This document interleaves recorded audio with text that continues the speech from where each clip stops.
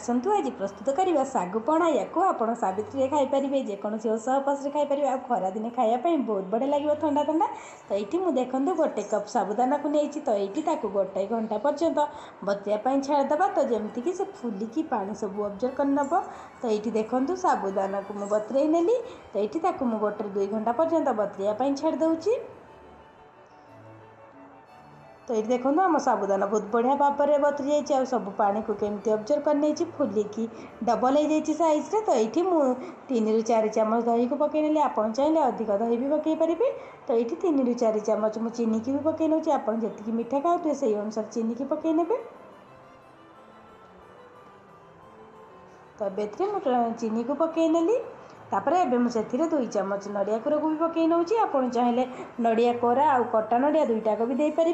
तो ये मुझे 2 ଚାମଚ नड़िया कोरा को पकई नेली। तो ये मुझे किसी सेव को छोट छोट एमती काटिक रखी तो ये पकई नौ। तो ये सेव को पकईला ये मुझे पकई नौ कि डालिंब को चोपा छड़े ये मुझे रखी। तो आप चाहिए जेकोसी फ्रुट्स आपंकर जो फ्रुट्स भी पसंद आप आड करें आपण हिसाब से। तो ये मुझे कदली को भी पकई नेली तो ये मुझे 2टा कदली को पकईकि भल भाव में चकटी ना आप चाहिए ए क्षीर भी पकई पारे पनीर भी पकई पारे।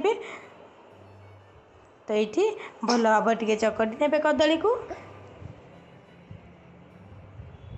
तो ये मो हाथ में भल भाव में चकटी नौची टे आपड़ चाहिए अधिक पानी करेंगे आपंकर जी पसंद से अनुसार। तो ये मुझे कंसिस्टेंसी रखी।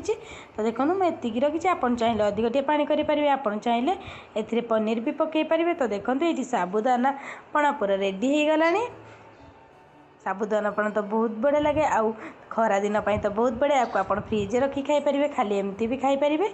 तो ये देखो मुझे फ्रिज रे किसी समय रखी देखो गोटे बाउल को बाहर कर देखुँ केते बढ़िया देखा ठंडा ठंडा लगुच। खरा दिने तो ठंडा जिन बहुत बढ़िया लगे आप चाहिए खाली बनईकि भी फ्रिज न रखी खाईपारे बहुत टेस्ट लगे।